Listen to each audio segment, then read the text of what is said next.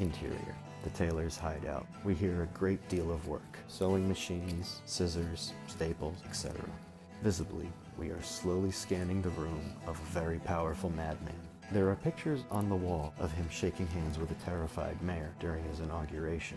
There is a trophy case with bits of cloth meticulously separated and labeled.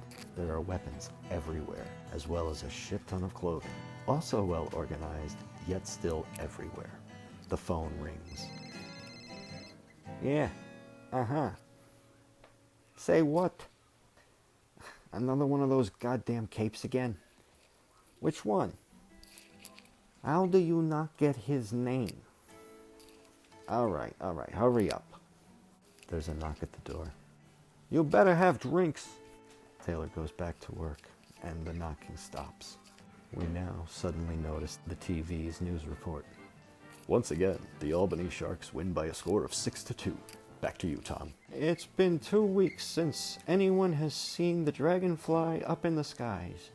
As many of you remember, the hero once saved the entire country from an accidentally fired missile, preventing World War III and giving the world a second chance. Dragonfly, if you're out there, we miss you, and we hope that you're all right.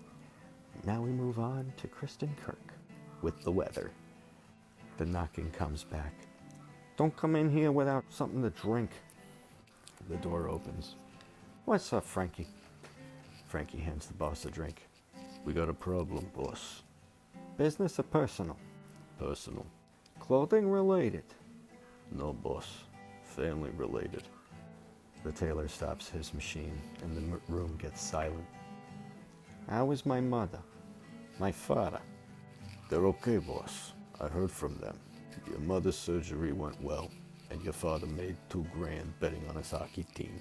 Thank the Lord. We have a different problem.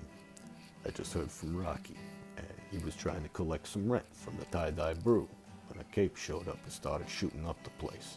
I blame Rocky. Capes and masks have been a part of the business since the first meteorite. Rocky's been in this business long enough to know that he has to keep his bullets to a minimum during daylight hours. Yeah, well, I just heard from Aunt Marie. Say what? Why? What does that bitch want? I guess little Paulie was killed in the shooting. Oh, hell. And can you guess what happened next? She went absolutely apeshit. Good guess. Yeah, no Diana me. She's demanding the heart of her son's killer. Of course she is, because this is fucking medieval times. What the hell was little Paulie doing up there anyway? He was hanging out with Rocky till Aunt Marie and Uncle Peter came back from Haiti. I guess they're coming back early now. No.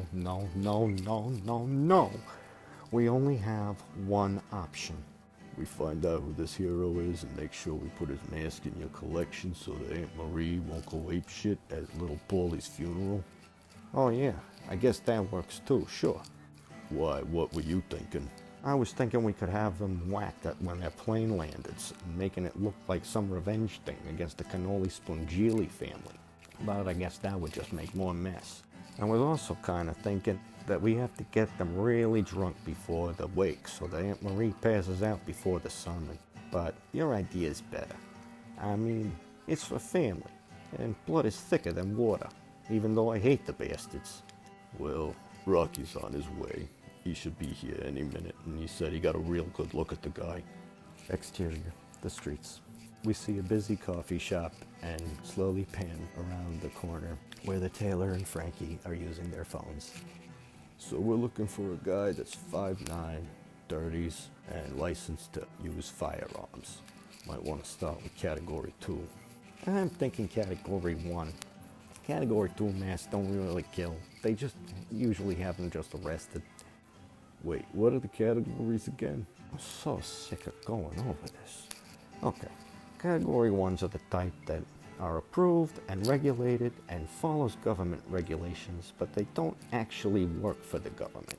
These are typically your college kids and tradesmen who hadn't been able to or didn't actually want a military career. Category 2s are the ones who do or did once have a military career. These are the people who believe in great power and great responsibility and all that clean-cut shit. But, I mean, it's hardly their fault. I mean, as soon as they're in preschool, that's all they ever hear.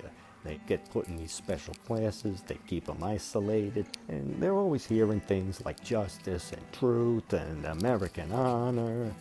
I mean, when that's all you hear throughout your school, it's kind of hard not to want to enlist. I mean, fuck, all your pals are signing up.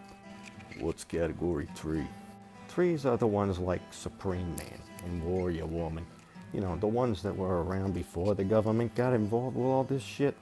And they're so damn powerful that the government can't control them anyway. They don't answer to anyone, but they basically agreed to protect the Earth from any kind of really fucked up shit. Like the Hellhawk monster of 2016 that ended up killing the Scarlet Hawk? Yeah, like that. You know, it took the entire Trinity to take his ass down. There's a lot of information about cat trees of people the government aren't involved with. Yeah, well, I bet you could write a book on all the things Supreme Man can do too. He really is the greatest, isn't he?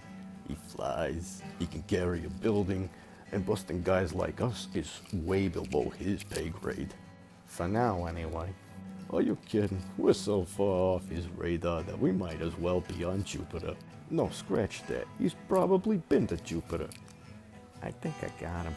Send in the picture to Rocky now. Show the phone. The text goes out. Rocky responds with a thumbs up. Frankie. What do you got on the guy?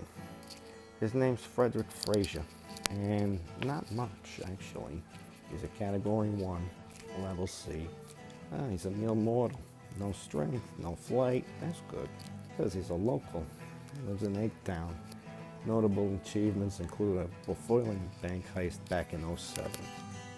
Friendly neighborhood mask. I wonder if we could bribe him. For what? He can't fly. He's not strong. It doesn't even say if he can swim. Address. I'm working on damn pop-ups. You don't just get addresses from vigilantes off the government websites. You have to switch over to Google for that. Fred Frazier, 1060 Addison, Albany, New York. Why do I know that address? Because you hear a lot of random ramblings from people you're killing. No, that's not it. I got nothing then. Come on, let's go find this ravioli and serve him to Aunt Marie for dinner. You want a coffee, boss? Coffee? No, what the fuck? No, we don't have time for coffee. Well, then why have we been at a coffee shop for the past hour? I can't get a Wi-Fi connection in the warehouse for some reason. I don't mind it while I'm working, but it's very inconvenient during times like this when I need to use the phone. All right, hurry up. Go get yourself a coffee. The car leaves in 10 minutes. Yeah, thanks. You want anything? Cocoa. Hot. You got it, boss. 10 minutes.